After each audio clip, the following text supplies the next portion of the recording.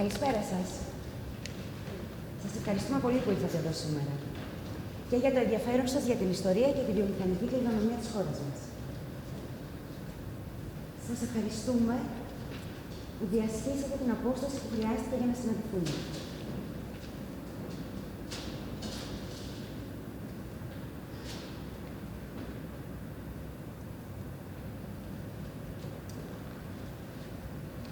Να σας παρακαλέσω να κλείσετε τα κινητά σας τηλέφωνα. Να βολευτείτε στο κάθισμά σας και να επιτρέψετε στον εαυτό σας να μετακινηθεί με κάποιο τρόπο. Η κίνηση είναι ζωή. Το ίδιο και η συγκίνηση. Και η συγχώρηση. Ακόμα και η αποφόρηση. Η πόρτα που μπήκατε θα παραμείνει ξεκλείδωτη. Έτσι μπορείτε να βγείτε, να ξαναμπείτε, να ξαναβγείτε. Εδώ συναντιόμαστε με όρους ελευθερίας. Σήμερα έχουμε μαζί μας έναν άνθρωπο που θα μας μιλήσει για τη δουλειά του. Παρακαλώ. Δουλειά. Αυτό δεν ήταν δουλειά, μάνα. Τα καζάνια της σχόλας ήταν. Μιλάμε, ερχόμουν το πρωί, κάθε πρωί. Και έτσι όπως ερχόμουν και περπάταγα το σπίτι για να έρθω, ήταν πώς είναι στα δημοτικά τραγούδια που ο Διος αποφύγεται τους ζωντανούς. Έτσι. Χάζευα, έβλεπα καμιά γάτα να μοιάζεται στον δρόμο. Έβλεπα τα λουλουδάκια πέρα και στις αγορές. Τους ανθρώπους που πηγαίνουν στη δουλειά τους σαν άνθρωποι. Καθαροί, μελετημένοι. Εγώ έκανα μέσα στους ανθρώπους. Δεν ήμουν άλλος συνήθως.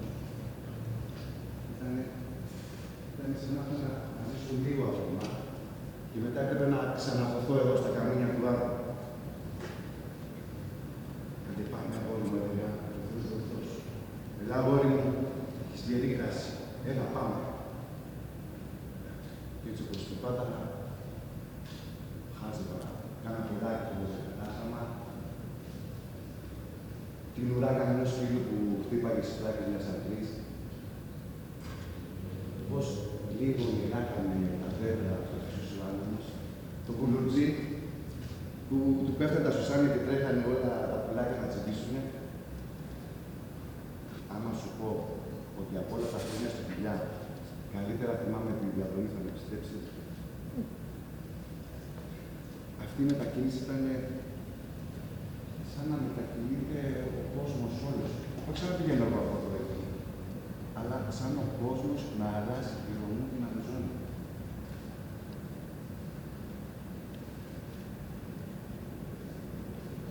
Όλος αυτός εδώ ο χώρος απ' έξω ήταν μαύρος. Δεν έμπαινες μέσα στο προάβλιο και το μάτι στο πλάτο με βάρκη σαν τη μαυρίνα. Η λογιά, η Μισού, το είχε πάρει χιλιόμετρα μακριά θα πάρει. Και μετά το τρόμα την ένιωθες στην πέτσα σου. Και μετά την ένιωθες στην γεύση σου. Μέσα στα σωπικά σου. Ένα λίγο σου με το λιθάτακα. Εξαντρακιζόσουν, που έλεγε και ο φίλος μου Μίτσος. Μίτσο. Ήταν μορφωμένος ο Μίτσος, πολύ. Ήταν μορφωμένος, αλλά δεν μπορούσε να στοιχειώσει τη δουλειά. Δεν μπορούσε, δεν άλλαξε ο Μίτσος. Ξέρεις γιατί. Έτυχε νεύρα. Ναι, πολλά νεύρα. Δεν άλλαξε.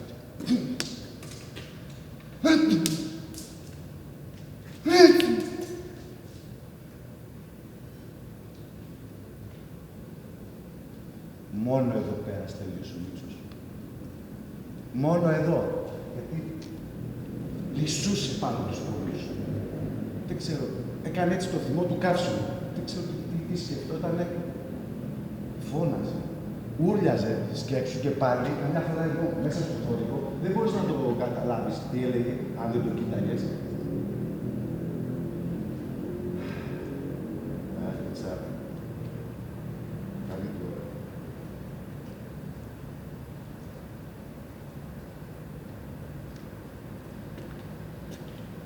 Όλος αυτός εδώ ο χώρος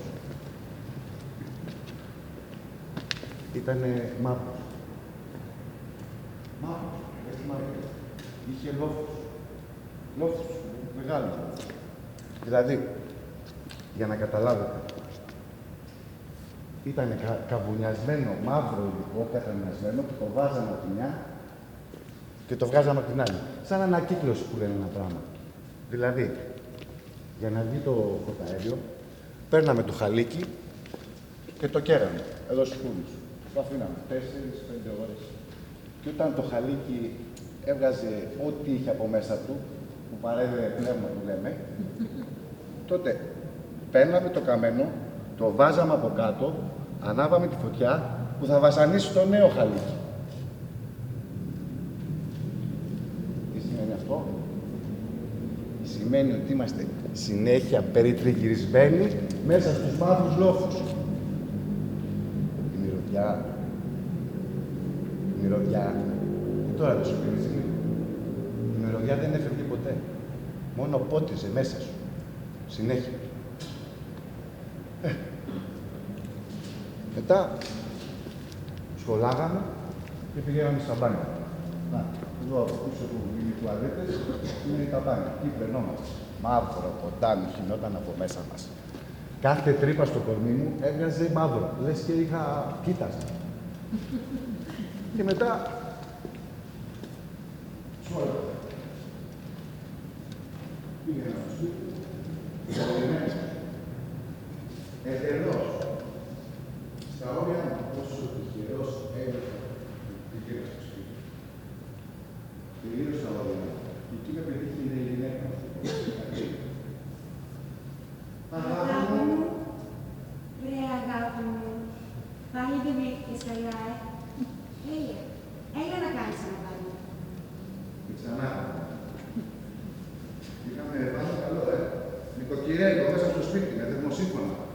Αλλά να καθαρίσει αυτό εδώ το κορμί, δύσκολο.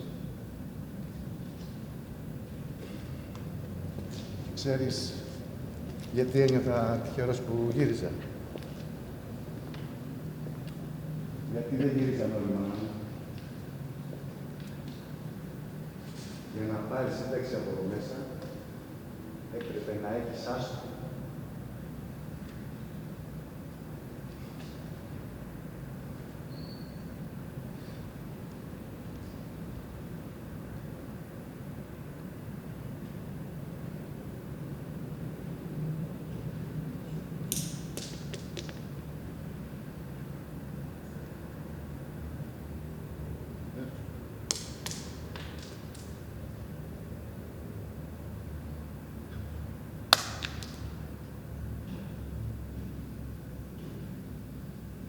Και πώς, βέβαια, είχαμε έρθει στο σπίτι. Από το φωταέριο, το μάνα μου. Εγώ το έφερα στο σπίτι. Μιλάμε τώρα για φως άπλετο παντού, έτσι. Ήθελες να μαγειρέψεις, τσακ, έκανες έτσι, άνοιγες το φούρνο. Φως παντού, τα πάντα λειτουργούσαν χάρη στο φωταέριο.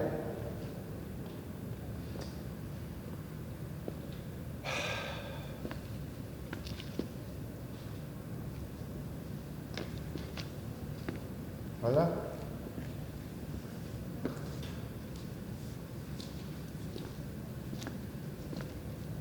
τι να το κάνεις? Εδώ ήταν η καρδιά του εργοστασίου. Εδώ, ναι. Εδώ ήταν η καρδιά του εργοστασίου, ναι. Εμείς εδώ πέρα καθόμαστε και όλα σύναμε συνήθεια. Και πώς έφτανε ο Λιθάνδρακας? Πώς έφτασε εδώ? Ο Λιθάνδρακας έφτανε από μακριά. Χιλιόμετρα μακριά. Γιατί?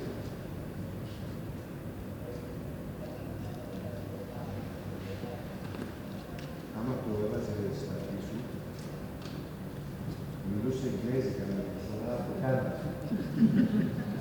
Πολωνικά, τουρκικά. Έλεγε, ναι, έχεις ένα κομμάτι ψωμί να τελειώσω το παιδί μου.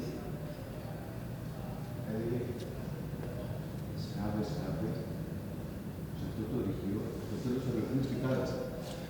Σκάβε, θα βρεθούμε στο δωμάτιο του βασιλιά και θα τον πετύχουμε με τα σόβρακα. Σκάβε, θα βρεθούμε στα μπουντούνια καμιάς φυλακής και δεν θα καταλάβουμε τίποτα. Δεν θα το έχουμε πάρει χαμπάρι, δεν θα καταλάβουμε τη διαφορά.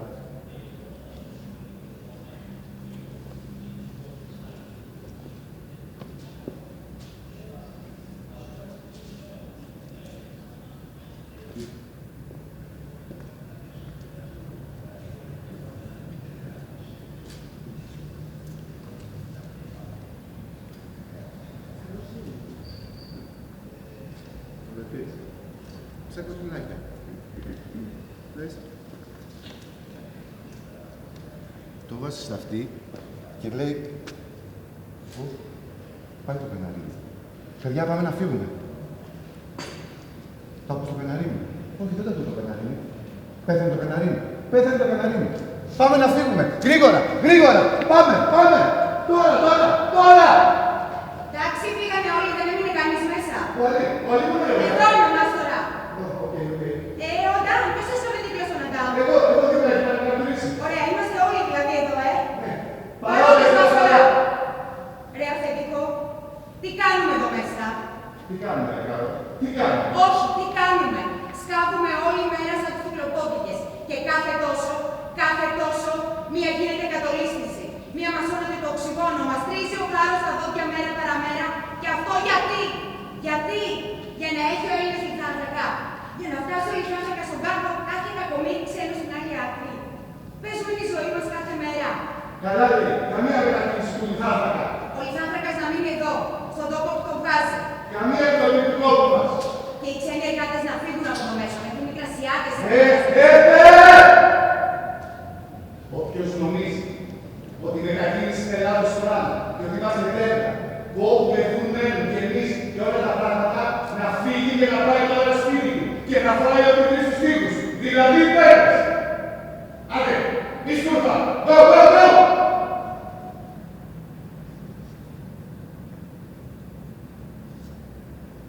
Έφτανε από μακριά ο λιθάνθρακας. Και εμείς εδώ τον ψήναμε. Τώρα, εμείς ψήναμε τις πέτρες ή οι πέτρες εμάς. Ξέρεις τι θερμοκρασία είχαν αυτοί οι φούρνοι. Πόσους βαθμούς. Όχι, πείτε, πες. Πόσο. Πείτε. Πες. 200. Άλλος. 800. 1000 βαθμούς. Το διανοείτε τώρα αυτό το κεφάλι σου. 1000 βαθμούς. Άνοιγες για να ταΐσεις το φούρνο και η άχνα του ήταν 1000 βαθμοί. Εμείς εδώ που φουρνίζαμε είμαστε στους 70 βαθμούς. Φαντάσου ότι το νερό βράζει στους 100. Ήμασταν σχεδόν βραστοί.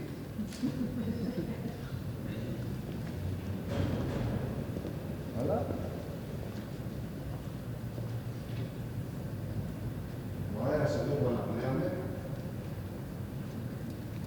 ήταν ζεματισμένος.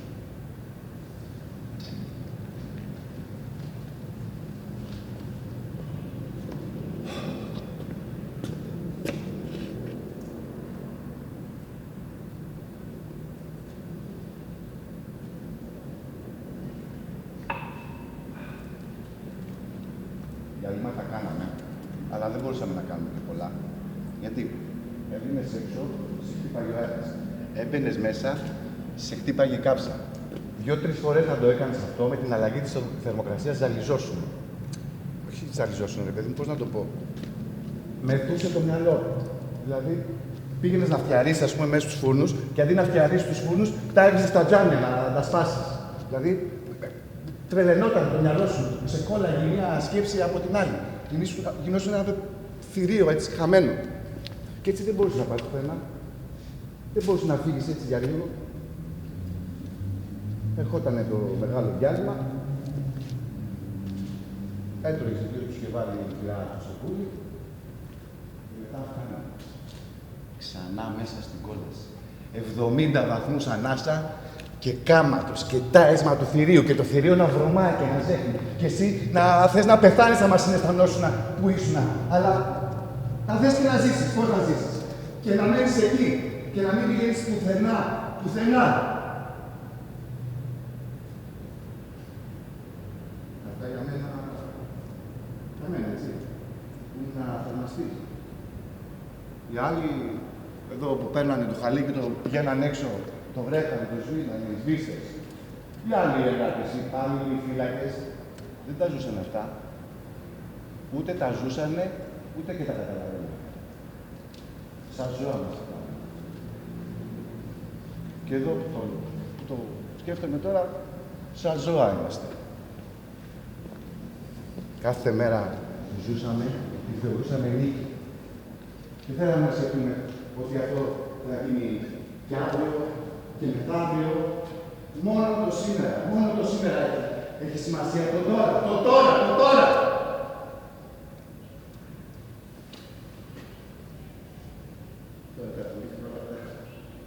Να σου πω κάτι. Μια χαρά είναι σήμερα, γιατί είναι η πρώτη φορά που είμαι εδώ και δεν δουλεύω. Κοριτσάρα, έλα, βάλε εδώ κάτι να περάσουμε τα παιδιά. Μπορούμε εδώ. Να πω και εγώ ένα παπουδάκι τώρα να το περάσω. Με το μουσείο εδώ είναι οκ. Εντάξει.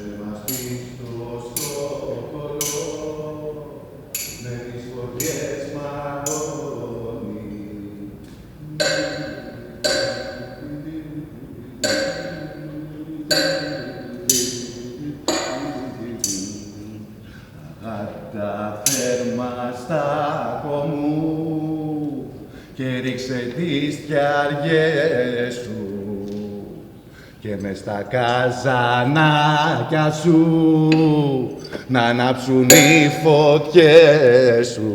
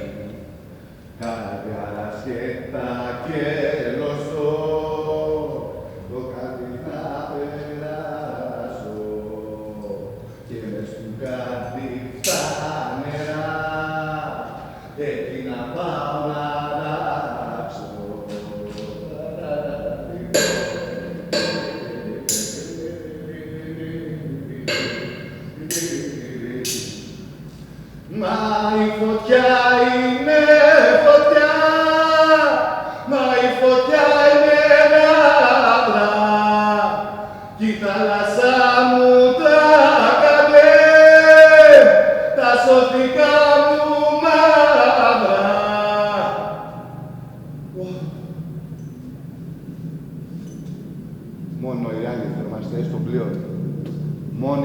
Μόνο αυτοί μπορούσαν να με καταλάβουν εμένα.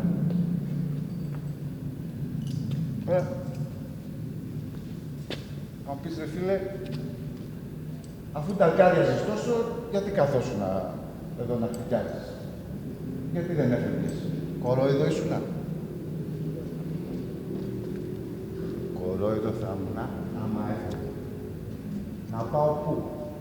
Να κάνω τι. Νομίζουν ότι υπήρχαν δουλειές. Είχε δουλειές ο τόπος.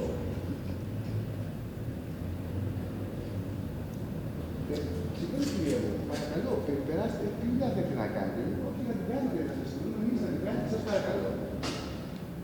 Τι λέτε. Τι λέτε. Τώρα μιλάμε για πόλεμο. Όχι το μεγάλο τον πόλεμο, δεν τον προλάβα εγώ. Αλλά τον πόλεμο της φτώχειας και της πείνας τον έζησε. Τον πόλεμο της ανάγκης. Σε έναν τόπο που βρώμαγε από άκρη σ' άκρη. αίμα από εδώ, από τα σφαγμένα ζώα, από τον κρυσοδεξίο. Έσδεχνε φτιάφι από εδώ που βγάζανε το φωταέριο. Και μαζί μύριζε και λίγο σοκολάτα από το εργοστάσιο του Παυλίδη.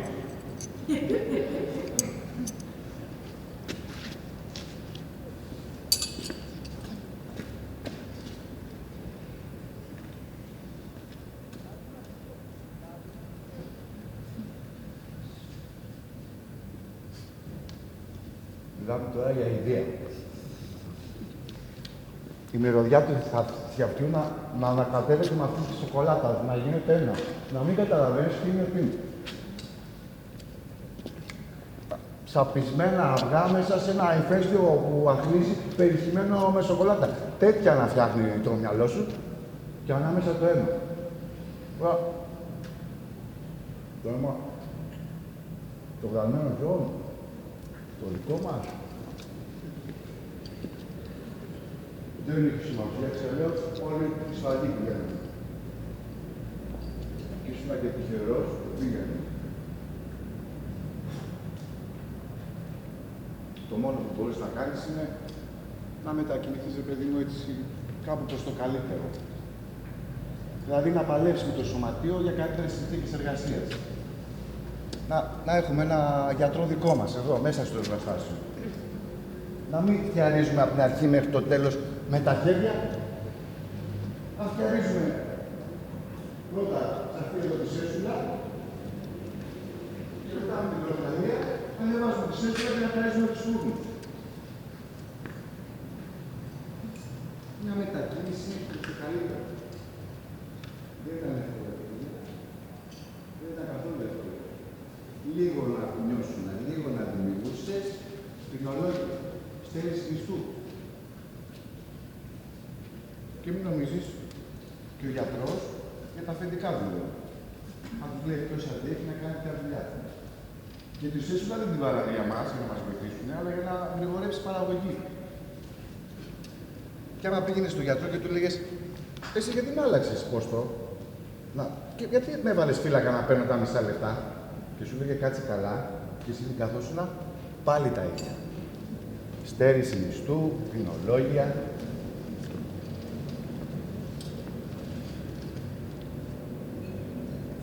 Ερχόντουσαν μεταξύ κι άλλοι, άνθρωποι, βλέπαν τις δουλειές μας και τους πέφτανε τα ψάρια. Εσωτερικοί μετανάστες τώρα, από Μαχωτιάδες ο καθένας, από Κρανίου τόπο. Άλλοι πρόσφυγες, κοιμόντουσαν εδώ πέρα στις αυλές, χωρίς παπούτσια, μέσα κοιμόντουσαν στα πατώματα, αγκαλιά με τα παιδιά τους. Και βλέπαν ότι εμείς εδώ κάτι κάνουμε, κάτι προσπαθούμε προς το καλύτερο και μας περιτριγυρίζανε σαν πεινασμένα πουλιά να τσιμπολογήσουν το κουφάλι μας. Ξέρεις γιατί? Γιατί ήταν σταθερές οι δουλειές μας. Σταθερές και καλοπληρωμένες.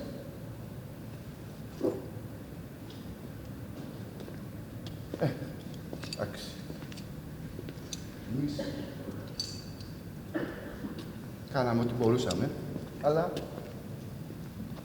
δεν είναι να κάνουμε και πολλά. Γιατί,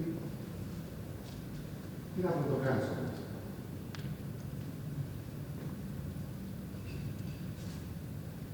Την αυτή που δεν το έκανε κανείς, δεν άντεχε και πολύ.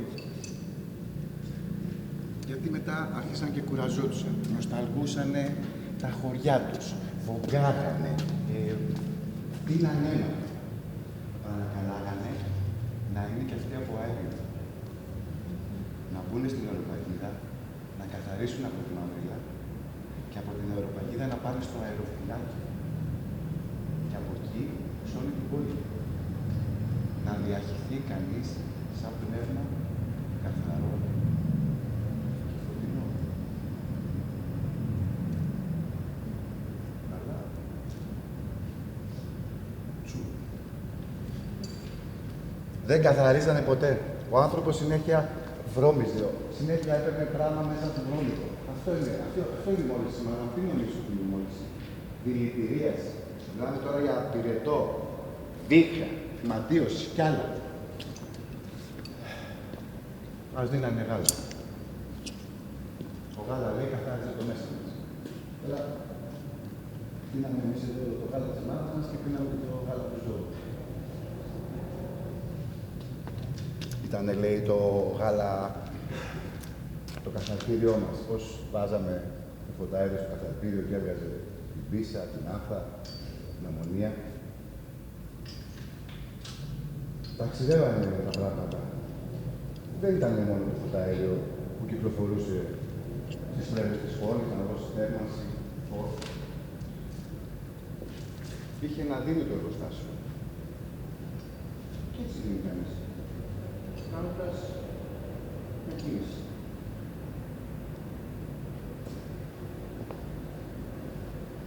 Εντάξει, προσπαθούσες εσύ να την βγάλεις καθαρή, να μείνεις ζωντανός. Πήγαινε στο φωταέριο, ας πούμε, σε ένα σπίτι στο Κολονάκι.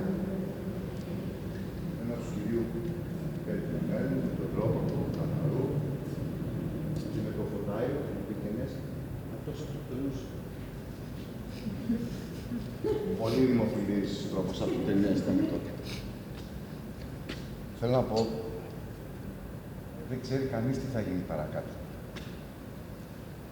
Ξέρει κανείς σε τι αλλαγές θα μπει ένας άνθρωπος ή ένα πράγμα που κινείται μέσα στον κόσμο.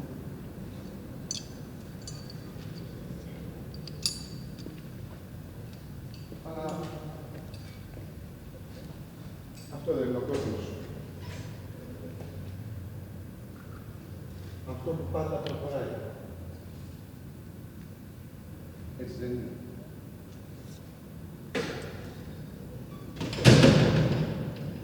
Και έκλεισε το εργοστάσιο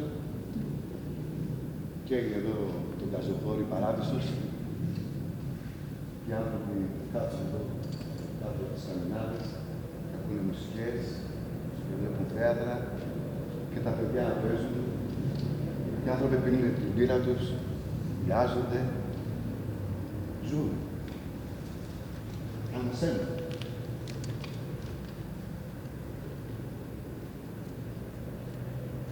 Αυτά. Τι άλλο. Δεσποινής. Τελείωσε. Να είσαι ζωντανός, αυτό είναι. Να μπορείς να κινήσει. Να συγκινήσει. Δηλαδή να μετακινήσει.